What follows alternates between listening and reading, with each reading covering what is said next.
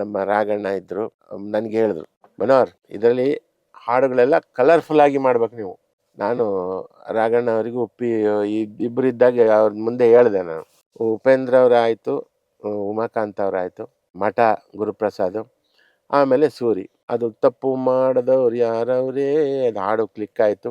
ಆಮೇಲೆ ದುನಿಯಾದಲ್ಲಿ ಕರಿ I love you, ಇದು ಒಂದು ಜೈಲಲ್ಲಿ ಕೈದಿಗಳು ಹಾಡುವಂತ ಹಾಡು. ಕೈದಿಗಳು ಯಾಕಿರ್ತಾರೆ ಜೈಲಲ್ಲಿ? ತಪ್ಪು ಮಾಡಿದ್ದಕ್ಕೆ ಇರ್ತಾರೆ. ಈಗಿನ ಜನರೇಷನ್ಗೆ ಗೊತ್ತಿಲ್ಲ. ನಮ್ಮ ಕಾಲದಲ್ಲಿ ಈ ಬೆಳ್ಳಿ ನಾಡಿ ಆಯ್ತು, ಅದು ಸ್ವಲ್ಪ ದಿವಸ ಇಟ್ಟರೆ ಕಪ್ಪಾಗೋದು. ನಾನು ಬೆಳ್ಳಗಿದ್ದೀನಿ, ಈ ಕರಿ ಐ ಲವ್ ಯು ಅಂತೇಳಿ ಬರೆದಿದ್ದಕ್ಕೆ ಕಪ್ಪಗಿರೋರು ನನಗೆ ಹೊಡೆದು ಬಿಡ್ತಾರೆ. ನನಗೂ ಅವ್ರಿಗೂ ಸ್ವಲ್ಪ ಕ್ಲಾಶ್ ಆಯ್ತು. ನಾನು ಬೇಡ ಅನ್ನೋದು ಕೊನೆಗೆ ಅದು ಬೇಕೇ ಬೇಕು ಅಂತ ಸರಿ ನಿಮ್ಮ ಹಣೆ ಬರ ಅಂದ್ಬಿಟ್ಟು ಆ ಕಡೆ ಹೋಗ್ತಾ ಇರೋ ಒಂದು ಗುಂಪು ಬರ್ತಾ ಇದೆ. ತುಂಬಾ ಒಂದು 10-15 ಮಂದಿ ಗುಂಪು, ಎಲ್ಲ ಕಪ್ಪುಗೆ ಇದ್ದಾರೆ ದಾಂಡಿಗರು. ಒಂದೊಂದ್ಸಲ ಟೈಮ್ ಚೆನ್ನಾಗಿದ್ರೆ ನಾವು ಏನೇ ಮಾಡಿದ್ರು ಅದು ಪಾಸಿಟಿವ್ ಆಗುತ್ತೆ. ಟೈಮ್ ಚೆನ್ನಾಗಿಲ್ಲ ಅಂತಂದ್ರೆ ಉಲ್ಟಾ ಹೊಡೆಯುತ್ತೆ. Colour colour colour colour colour colour colour colour. ಇದು ಹಾಡು ಹುಟ್ಟಿದ್ದು ಹೇಗೆ ಅಂತಂದ್ರೆ, ವಜ್ರೇಶ್ವರಿ ಕಂಬೈನ್ಸ್ ನಮ್ಮ ರಾಘಣ್ಣ ಇದ್ರು. ನನಗೆ ಹೇಳಿದ್ರು, ಮನೋಹರ್ ಇದರಲ್ಲಿ ಹಾಡುಗಳೆಲ್ಲ ಕಲರ್ಫುಲ್ ಆಗಿ ಮಾಡ್ಬೇಕು ನೀವು, ಒಳ್ಳೆ ಕಲರ್ಫುಲ್ ಆಗಿ ಅಂತ. ಹಂಗಂದ ತಕ್ಷಣ ನಾನು colour colour colour colour colour colour colour colour ಅಂತ ಮೆತ್ತಿಗೆ ಹೇಳ್ಕೊಂಡು ಕೂತಿದ್ದೆ.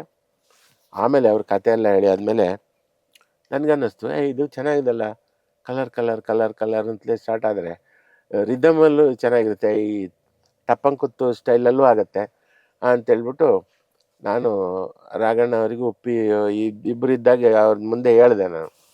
ನೋಡಿ ಈ ಥರ ಹೇಗಿರುತ್ತೆ ಅಂತ. Colour colour colour colour colour colour colour colour ಟಡಂಕ್ ಟಡಂಕ್. ಚೆನ್ನಾಗಿದೆ, ಮುಂದುವರಿಸಿ ಅಂತ ರಾಘಣ್ಣ ಹೇಳ್ಬಿಟ್ರು. ಒಪ್ಪಿಗೂ ಖುಷಿ ಆಯಿತು. ಸೊ ಅಲ್ಲಿಂದ ಅದನ್ನು ಬೆಳೆಸ್ತಾ ಅದು ಟ್ರ್ಯಾಕು ಶಂಕರ್ ಶಾನ್ಭಾಗ್ ಅವರು ಹಾಡಿದರು. ಆಮೇಲೆ ಬಾಲ್ವರು ಬಂದು ಮಿಕ್ಸ್ ಮಾಡಿದ್ರು. ಸೊ ಆ ಲೈನ್ಸ್ ಎಲ್ಲ ಒಪ್ಪಿಯವರು ಬರೆದ್ರು. ನೂರಾರು ಹಾಡುಗಳಿಗೆ ಟ್ಯೂನ್ ಹಾಕಿ. ಇಲ್ಲಿ 3 ಹೇಳ್ಬೇಕಂದ್ರೆ, ಒಂದು ಉಪೇಂದ್ರ ನಿರ್ದೇಶನದ ಫಸ್ಟ್ ಸಿನಿಮಾಗಿ ನೀವು ಮ್ಯೂಸಿಕ್ ಕಂಪೋಸ್ ಮಾಡಿ, ಸೂರ್ಯ ಅವರಿಗೆ ಫಸ್ಟ್ ದುನಿಯಾ ಸಿನಿಮಾಗಿ ಮ್ಯೂಸಿಕ್ ಕಂಪೋಸ್ ಮಾಡಿ, ಇನ್ನೊಂದ್ ಕಡೆ ಗುರುಪ್ರಸಾದ್ ಅವರ ಮಠ ಸಿನಿಮಾಗೆ ಮ್ಯೂಸಿಕ್ ಕಂಪೋಸ್ ಮಾಡ್ತೀರಿ. ಅವರು ಮಾಡಿದ 3-4 ಸಿನಿಮಾ ಆದ್ರೂ ದೊಡ್ಡ ಹೆಸರನ್ನ ಇನ್ನೊಂದು ಅನುರಾಗ ಸಂಗಮ ನೀವು ಹೇಳಿ ಮಲ್ಲಿಗೆ, ಅದು ಅವ್ರ ಅವ್ರದ್ದು ಫಸ್ಟ್ ಫಿಲ್ಮ್ ಸಿನಿಮಾ. ಅದು ತಾನಾಗಿ ಕೂಡಿ ಬಂದಿದ್ದು. ಫಸ್ಟ್ ಅನುರಾಗ ಸಂಗಮ ಮಾಡಾಗ ಉಮಾಕಾಂತ್ ಅವರು ನಮ್ಮನೇಲೇ ಇದ್ದರು. ಆ ಸ್ಟೋರಿ ಡಿಸ್ಕಸ್ ಎಲ್ಲ ಮಾಡ್ತಾ ಅದಕ್ಕೆ ಕಂಪೋಸ್ ಎಲ್ಲ ಮಾಡಿ ರೆಕಾರ್ಡ್ ಮಾಡಿದ್ವಿ. ಅವ್ರದ್ದು ಫಸ್ಟ್ ಫಿಲ್ಮು. ಆ ಸಾಂಗ್ ಅದು ಕುಮಾರ್ ಗೋವಿಂದ್ ಮತ್ತು ಸುಧಾರಾಣಿ ಅವರು ಆ್ಯಕ್ಟ್ ಮಾಡಿದ್ದು, ರಮೇಶ್ ಅರವಿಂದ್ ಅವರು ಮಾಡಿದ್ರಲ್ಲಿ ಆ ಸಿನಿಮಾ ಸೂಪರ್ ಹಿಟ್ ಆಯಿತು. ಸೊ ಅದು ನಂದು ಫಸ್ಟು ಹೊಸ ಡೈರೆಕ್ಟ್ರಿಗೆ ನಾನು ಮಾಡಿದ್ದು. ಅದಕ್ಕೆ ಮುಂಚೆ ಅಂತ ಹೇಳ್ಬೇಕಂದ್ರೆ ಉಪ್ಪಿನೇ, ತರ್ಲೆ ನನ್ನ ಮಗ ಉಪ್ಪಿ ಅವರ ಫಸ್ಟ್ ಫಿಲ್ಮು. ಅದು ಕ್ಲಿಕ್ ಆಯಿತು. ಉಪೇಂದ್ರ ಅವರಾಯಿತು, ಉಮಾಕಾಂತ್ ಅವರಾಯಿತು, ಆಮೇಲೆ ಮಠ ಗುರುಪ್ರಸಾದ್, ಆಮೇಲೆ ಸೂರಿ. ಸೊ ಇವರೆಲ್ಲರದು ಮೊದಲನೇ ಸಿನಿಮಾಕ್ಕೆ ಮ್ಯೂಸಿಕ್ ಮಾಡುವ ಒಂದು ಅವಕಾಶ ನನಗೆ ಸಿಕ್ಕಿದ್ದು ನನ್ನ ಪುಣ್ಯ ಅಂತ ಹೇಳ್ಬೋದು. ಮಠನೂ ಅಷ್ಟೇ, ಮಠದಲ್ಲೂ ತುಂಬ ಹಾಡುಗಳೆಲ್ಲ ಮಾಡಿದ್ವಿ. ಅದರಲ್ಲಿ ಗುರು ಯಾವ್ದು ಬೇಕೋ ಅದನ್ನು ಸೆಲೆಕ್ಟ್ ಮಾಡಿದ್ರು. ಅದು ತಪ್ಪು ಮಾಡದವ್ರು ಯಾರವ್ರೇ, ಅದು ಹಾಡು ಕ್ಲಿಕ್ ಆಯಿತು. ಆಮೇಲೆ ದುನಿಯಾದಲ್ಲಿ ಕರಿ ಐ ಲವ್ ಯು ಮತ್ತು ನೋಡಯ್ಯ ಕ್ವಾಟೆಲಿಂಗವೇ, ಆ 2 ಹಾಡು ಹಿಟ್ ಆಯಿತು. ನಂದು ಏನಂತಂದರೆ, ನಾನು ಒಬ್ಬ ಹೊಸ ಡೈರೆಕ್ಟ್ರು ಅಂದರೆ ಈ ಡೈರೆಕ್ಟ್ರು ಗೆಲ್ಲಬೇಕು. ಈ ಹೊಸ ಡೈರೆಕ್ಟ್ರು ಅಂದ ತಕ್ಷಣ ಅವರ ಫಸ್ಟ್ ಫಿಲ್ಮಲ್ಲಿ ಅವ್ರು ತುಂಬ ಚೆನ್ನಾಗೇ ಮಾಡ್ತಾರೆ, ಹಾರ್ಡ್ ವರ್ಕ್ ಮಾಡ್ತಾರೆ, ಆ ಸಿನಿಮಾ ಗೆಲ್ಲುತ್ತೆ. ಗೆದ್ದರೆ ನನಗೆ ಲಾಭ, ಯಾಕಂದರೆ ನನ್ನ ಹಾಡುಗಳು ಕ್ಲಿಕ್ ಆಗ್ತವೆ ಅಂತ ಅಲ್ಲೊಂದು ಸ್ವಾರ್ಥವಿದೆ. ಸೊ ಹೀಗೆ ನಾನು ಹಾರ್ಡ್ ವರ್ಕ್ ಮಾಡಿದೆ, ಮಾಡಿದ್ದಕ್ಕೆ ತಕ್ಕ ಪ್ರತಿಫಲವೂ ಸಿಕ್ತು. ಅಷ್ಟು ಡೈರೆಕ್ಟ್ರುಗಳು ಅವರವರ ಕೆಲಸವನ್ನು ಚೆನ್ನಾಗಿ ಮಾಡಿದರು, ಒಳ್ಳೆ ಸಿನಿಮಾ ಕೊಟ್ಟರು, ಆ ಹಾಡುಗಳು ಕ್ಲಿಕ್ ಆಗಿ ನನಗೂ ಅದು ಹೆಸರು ಬಂತು. ಸೊ ಹೀಗೆ ಇದು ಬೇರೆ ಸಂಗೀತ ನಿರ್ದೇಶಕರಿಗೆ ಇದು ಈ ಅವಕಾಶ ಆಗಲಿಲ್ಲ, ಅಥವಾ ಅವರವರ ಇದೊಂದು ಅದೃಷ್ಟ ಅಂತ ಹೇಳ್ಬೋದು. ನನ್ನ ಅದೃಷ್ಟಕ್ಕೆ ಹೊಸ ಡೈರೆಕ್ಟರ್ಗಳ ಫಸ್ಟ್ ಸಿನಿಮಾ ಕ್ಲಿಕ್ ಆಗಿದ್ದು ಮತ್ತು ಅದರಲ್ಲಿ ನನ್ನ ಸಂಗೀತ ಇರೋದು ನನ್ನ ಒಂದು ಅದೃಷ್ಟ. ತಪ್ಪು ಮಾಡದವರು ಯಾರವ್ರೆ, ತಪ್ಪೇ ಮಾಡದವ್ರು ಇಲ್ಲವ್ರೆ, ಆ ಹಾಡು ಹುಟ್ಟಿದ್ದಂಗೆ. ಅದಕ್ಕೆ ಒಂದು ದಿನ ತಗೊಂಡಿದೆ ಅಷ್ಟೇ. ನಾವು ಏನಂತಂದ್ರೆ, ಕತೆ ಎಲ್ಲ ಗೊತ್ತಿತ್ತು ನನಗೆ. ಅಂದರೆ ಡೈರೆಕ್ಟ್ರು ಕತೆ ಹೇಳೇ ಹೇಳ್ತಾರೆ, ಎಲ್ಲ ಮ್ಯೂಸಿಕ್ ಡೈರೆಕ್ಟರ್ಗಳಿಗೂ ಡೈರೆಕ್ಟ್ರು ಕತೆ ಹೇಳೇ ಹೇಳ್ತಾರೆ. ನನಗೆ ಮಠದ ಕತೆ ಗುರುಪ್ರಸಾದ್ ಪೂರ್ತಿ ಹೇಳಿದರು. ಆಮೇಲೆ ಅಶ್ವಿನಿ ರೆಕಾರ್ಡಿಂಗ್ ಕಂಪನಿ ಮೇಲೆ ಕ್ಯಾಂಟೀನಲ್ಲಿ ಕೂತ್ಕೊಂಡು ಪೆನ್ನು ಪೇಪರ್ ಕೂತ್ಕೊಂಡು ಅವರು ಕೂತರು. ನಾವೆಲ್ಲ ಪಾಯಿಂಟ್ಸ್ ಗುರ್ತಾಕೊಂಡ್ವಿ. ಈ ಹಾಡಲ್ಲಿ ಈ ಹಾಡಿನ ಫಸ್ಟ್ ಹಾಡು ಯಾವ ಥರ, ಇದು ಒಂದು ಜೈಲಲ್ಲಿ ಕೈದಿಗಳು ಹಾಡುವಂಥ ಹಾಡು. ಕೈದಿಗಳು ಯಾಕಿರ್ತಾರೆ ಜೈಲಲ್ಲಿ? ತಪ್ಪು ಮಾಡಿದ್ದಕ್ಕೆ ಇರ್ತಾರೆ. ಅದರಲ್ಲಿ ಕೆಲವರು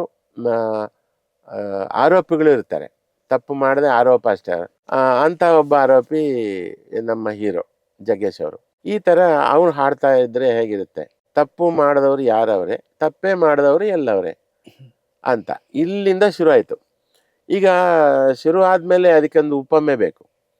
ಸಾಮಾನ್ಯವಾಗಿ ಈಗಿನ ಜನ್ರೇಷನ್ಗೆ ಗೊತ್ತಿಲ್ಲ, ನಮ್ಮ ಕಾಲದಲ್ಲಿ ಈ ಬೆಳ್ಳಿ ನಾಣ್ಯ ಇತ್ತು, ಅದು ಸ್ವಲ್ಪ ದಿವಸ ಇಟ್ಟರೆ ಕಪ್ಪಾಗೋದು.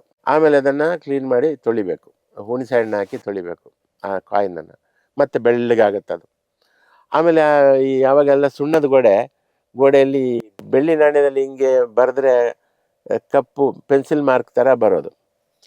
ಸೊ ನಾನು ಹೇಳಿದೆ, ಅಪ್ಪಿತಪ್ಪಿ ತಪ್ಪಾಗುತ್ತೆ, ಬೆಳ್ಳಿ ಕೂಡ ಕಪ್ಪಾಗುತ್ತೆ. ಅದು ನಮ್ಮ ಅನುಭವದಲ್ಲಿ ಏನೇನು ಬರುತ್ತೆ ಅದೆಲ್ಲ ನಾವು ಅದ್ರಲ್ಲಿ ಬರೆದ್ವಿ. ನಾನು ಸಾಮಾನ್ಯವಾಗಿ ಬಸ್ಸಲ್ಲೆಲ್ಲ ಹೋಗ್ತಾ ಇರ್ತಿದ್ದೆ. ಹಾಗೆ ಟ್ರಾವೆಲ್ ಮಾಡ್ತಾ ಇರುವಾಗ ಒಂದು ಕಡೆ ಒಳ್ಳೆ ಸುವಾಸನೆ, ಭತ್ತದ ಗದ್ದೆ ಸುವಾಸನೆ. ನೆಕ್ಸ್ಟ್ ಹಾಗೆ ಮುಂದಕ್ಕೆ ಹೋದ್ರೆ ಕೆಟ್ಟ ವಾಸನೆ. ಗಾಳಿ ಅದು ಒಂದೇ ಥರ ಇರಲ್ವಲ್ಲ, ಅದು ಯಾವ್ಯಾವ ವಾಸನೆ ತನ್ನ ಜೊತೆ ಬರುತ್ತೆ ಎಲ್ಲ ಕಡೆ ಅದೇ ಘಮ ಘಮ ಕಂಪು ತರೋ ಗಾಳಿ ಕೂಡ ಗಬ್ಬುನಾಥ ತರೋದಿಲ್ವಾ, ಪರಮ ಪಾವನೆ ಗಂಗೆಯಲ್ಲೂ ಕೂಡ ಹೆಣಗಳು ತೇಲೋದಿಲ್ವಾ ಅಂತ. ಇವತ್ತಿಗೂ ಹೆಣಗಳು ತೇಲ್ತಾನೆ ಇರ್ತವೆ, ಗಂಗೆಯನ್ನು ಶುದ್ಧ ಮಾಡಕ್ ಸಾಧ್ಯವೂ ಇಲ್ಲ. ಇದೆಲ್ಲ ಅಂದ್ರೆ ಒಂದು ತಪ್ಪುಗಳು ಆಗ್ತಾ ಇರ್ತವೆ, ಅದು ಗೊತ್ತಿದೆಯೋ ಗೊತ್ತಿಲ್ಲದೆಯೋ ಆಗ್ತಾ ಇರ್ತವೆ. ಅದನ್ನ ತಿದ್ಕೊಳ್ಳೋಕ್ಕೆ ದಾರಿ ಮುಂದೆ ಐತೆ ಅಂತ ಅದು ಸಾಂಗಲ್ಲಿ. ಸೊ ಏನೇನು ಲೈಫಲ್ಲಿ ನಮಗೆ ಅನುಭವಗಳು ಇದೆಯಾ ಅದನ್ನೇ ಸೇರಿ ಆ ಹಾಡಲ್ಲಿ ಬರೆದಿದ್ದು. ಬೆಳಿಗ್ಗೆ ಒಂದು 10 ಗಂಟೆಗೆ ಬರೆಯೋಕ್ಕೆ ಕೂತು ರಾತ್ರಿ ಆಯಿತು, ಒಂದು 11 ಗಂಟೆವರೆಗೂ ಕೂತ್ವಿ. ಮುಗಿಸಿ ಆಮೇಲೆ ಅದನ್ನ ಅಶ್ವಥ್ ಅವರು ಹಾಡಿ ಅದು ಜನಪ್ರಿಯ ಆಯಿತು. ಕರಿಯ ಐ ಲವ್ ಯು ಸರ್, ಅದು ಸೂರಿ ಅವರ ಸಿನಿಮಾದಲ್ಲಿ ಆ ಹೀರೋ ಕ್ಯಾರೆಕ್ಟರ್ ಮೇಲೆ ಇದ್ದಂತಹ ಅವನ ಬಣ್ಣ ಹೌದು, ಅದನ್ನ ಇಟ್ಕೊಂಡು ತುಂಬಾ ವಿಭಿನ್ನವಾಗಿ ಮಾಡಿದಂತ ಹಾಡು. ಹೇಗೆ ಹುಟ್ಟಿತು, ಅದಕ್ಕೆ ಎಷ್ಟು ಸಮಯ ತೋಳ್ತು? ಅದು ಫಸ್ಟ್ ಟ್ಯೂನ್ ಅಷ್ಟೇ ಮಾಡಿದ್ದು ನಾನು, ಅದು ಬರ್ದಿಲ್ಲ, ಲಿರಿಕ್ಸ್ ಬರ್ದಿಲ್ಲ. ಲಿರಿಕ್ಸ್ ಏನೇನೋ ಡಮ್ಮಿ ಲೈನ್ಸು ಬರೆದಿದ್ವಿ. ಒಂದು ದಿವಸ ಸೂರಿ ಈ ಲೈನ್ ತಗೊಂಡು ಬಂದರು, ಕರಿಯ ಐ ಲವ್ ಯು, ಕರುನಾಡ ಮೇಲಾಣೆ, ಬೆಳ್ಳಿ ಐ ಲವ್ ಯು, ಬಿಳಿ ಮೋಡ ಮೇಲಾಣೆ ಅಂತ. ನಾನು ಹೇಳಿದೆ, ನೋಡಿ ಕರಿಯ ಐ ಲವ್ ಯು ಅನ್ನೋದು ವರ್ಡ್ ಬೇಡ, ಯಾಕಂದರೆ ಕರಿಯ ಅಂತ ಒಂದು ಸಿನಿಮಾ ಬಂದಿದೆ, ಇದು ದುನಿಯಾ, ನಿಮಗೆ ಕನ್ಫ್ಯೂಷನ್ ಆಗ್ಬಿಡುತ್ತೆ ಜನಕ್ಕೆ, ಇದು ಕರಿಯ ಸಿನಿಮಾದ ಹಾಡ ಅಂತ ಕನ್ಫ್ಯೂಷನ್ ಆಗೋದು ಬೇಡ. ಇನ್ನೊಂದು ಯಾಕೆ ಬೇಡ ಅಂತಂದೆ ನಾನು ಬೆಳ್ಳಗಿದ್ದೀನಿ, ಈ ಕರಿಯ ಐ ಲವ್ ಯು ಅಂತೇಳಿ ಬರೆದಿದ್ದಕ್ಕೆ ಕಪ್ಪಗಿರೋರು ನನಗೆ ಹೊಡೆದ್ಬಿಡ್ತಾರೆ, ನೀನು ಬೆಳ್ಳಗಿದ್ಯಾ ನಮ್ಮನ್ನು ಕರಿಯ ಅಂತ ಹೇಳ್ಬಿಟ್ಟು ನೀ ಬರೆಸಿದ್ಯಾ ಹಾಡು ಅಂತೇಳಿ ಸುಮ್ಮನೆ ಅದು ಯಾಕೆ ಒದಗಳು ತಿನ್ನೋದು, ಈ ಲೈನ್ ಬೇಡ ಸೂರಿ ಅಂದರೆ ಅವ್ರು ಕೇಳಲೇ ಇಲ್ಲ, ನನಗಿದೇ ಬೇಕು ಅಂತ. ಅದು ನಾಗೇಂದ್ರ ಪ್ರಸಾದ್ ಅವರು ಬರೆದಿದ್ದು ಅಂತ ನನಗೆ ಗೊತ್ತಿಲ್ಲ.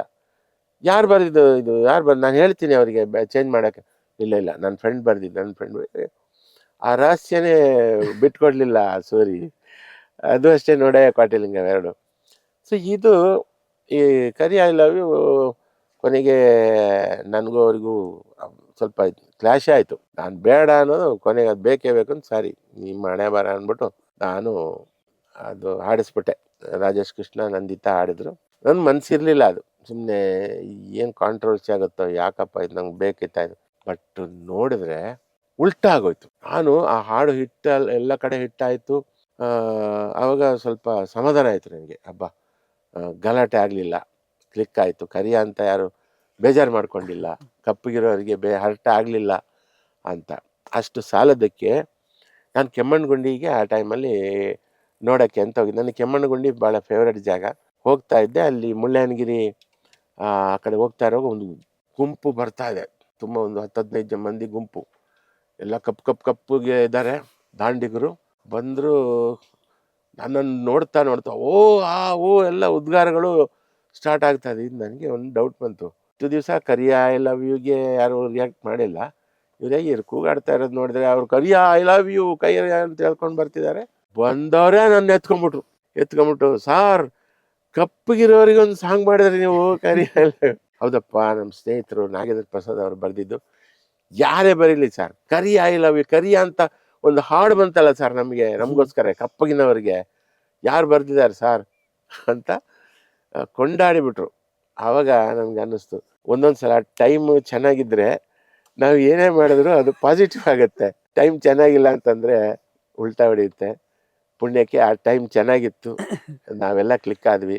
ಸೂರಿ, ನಾನು, ನಾಗೇಂದ್ರ ಪ್ರಸಾದ್ ಅವ್ರದ್ದು ಒಂದು ಗೋಲ್ಡನ್ ಟಚ್.